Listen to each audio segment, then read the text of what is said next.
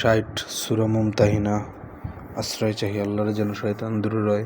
শুরু করিলাম আল্লাহর নামে, দয়ালু করুণাময়। হে মুমিনগণ, আমার খুশির জন্য আমার পথে তোমরা জিহাদে বের হয়ে থাকো। যদি নিজ ঘরে হতে, তবে তোমাদের এবং আমার দুশমন যারা আছে তাদের বন্ধু করুণা বার্তা পাঠিয়ে তাদের কাছে, অথচ তাহারা তোমাদের পাওয়া সত্য মানেনি, আর রাসূল এবং তোমাদেরকেও করেছে বহিষ্কার, কারণ তোমরা আল্লাহর প্রতি হয়েছ ঈমানদার। তাদের সঙ্গে গোপন আতাত করছো কেন আবার? গোপনে প্রকাশে যা করো তোমরা ভালোভাবে জানি আমি। তোমাদের কেউ করলে এমন, সে হলো বিপদগামী। তোমাদের বাগে পেলে তোমাদের শত্রুই হবে তারা তোমাদের যন্ত্রণা দেবে হাত ও জমান দ্বারা।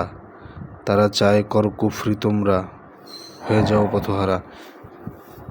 তোমাদের বাগে পেলে তোমাদের শত্রুই হবে তারা তোমাদের যন্ত্রণা দেবে হাত ও জবান দ্বারা। তারা চায় কর কুফরি, তোমরা হয়ে যাও পথহারা।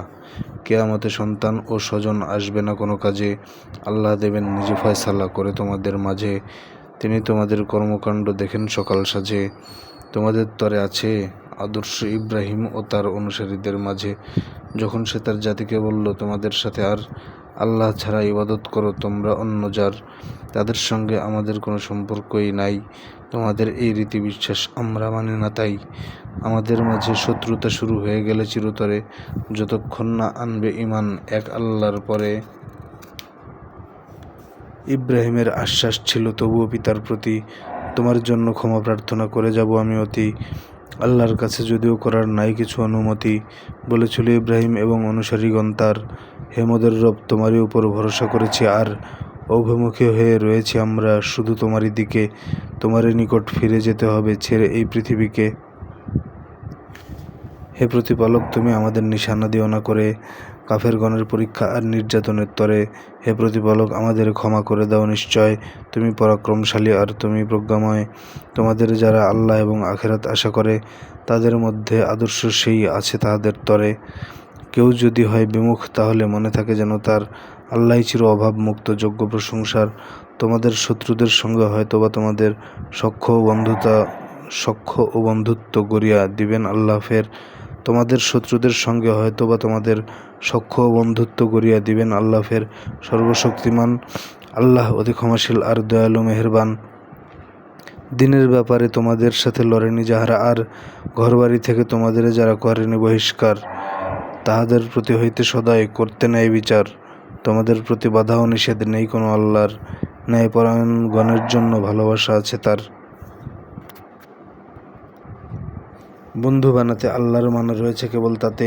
দিনের ব্যাপারে যুদ্ধ করেছে যারা তোমাদের সাথে, যারা তোমাদের স্বদেশ হইতে করেছে বহিষ্কার এবং এ কাজে একে অন্যের হয়েছে অংশীদার, তাদের সঙ্গে বন্ধুত্বের যারা হাত বাড়ায়, তারাই জালিম, এরূপ করা তাহাদের অন্যায়। মুমিন নারীরা মুহাজির রূপে করে যদি আগমন, তোমরা তাদের যাচাই করে নিও হে মুমিনগণ।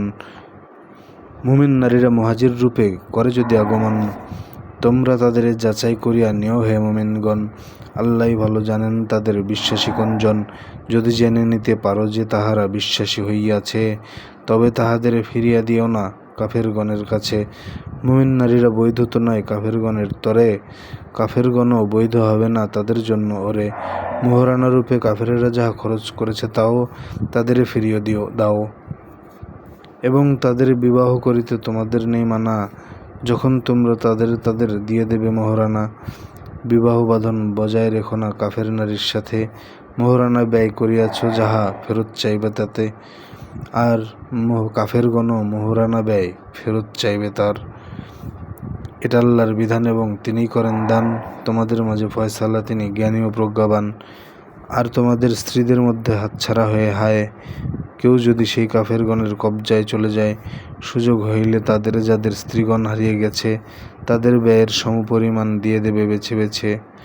আর আল্লাহকে ডরো যাহার উপর তোমরা ঈমানদার। হে নবী, যখন তোমার নিকট মুসলিম নারীগণ এ বিষয়ে আসে করতে বায়াত আত্মসমর্পণ, আল্লাহর কাছে কিছুকে শরিক কখনোই করবে না চুরি, করবে না কভু ব্যভিচার আর জেনা, নিজেরা নিজের সন্তানদের মারবে না আর প্রাণে, কোনো অপবাদ রটাবে না তারা স্বেচ্ছায় সজ্ঞানে, কোনো ভালো কাজে করবে না তারা তোমার অবাধ্যতা, তুমি তাহাদের বায়াত নিও, মেনেও তাহাদের কথা। তাদের জন্য আল্লাহর কাছে ক্ষমা চেয়েও, নিশ্চয় আল্লাহ অতি ক্ষমাশীল আর পরম করুণাময়। হে মুমিনগণ, অসন্তুষ্ট আল্লাহ যাদের প্রতি, তাদের সাথে বন্ধুত্ব করো না, হবে তোমাদের ক্ষতি। আখিরাত সম্পর্কে তাদের হতাশায় ভরা মন, কবরবাসীর ব্যাপারে যেমন হতাশ কাফেরগণ। হে মুমিনগণ, অসন্তুষ্ট আল্লাহ যাদের প্রতি, তাদের সাথে তার সাথে বন্ধুত্ব করো না, হবে তোমাদের ক্ষতি। আখিরাত সম্পর্কে তাদের হতাশায় ভরা মন, কবরবাসীর ব্যাপারে যেমন হতাশ কাফেরগণ।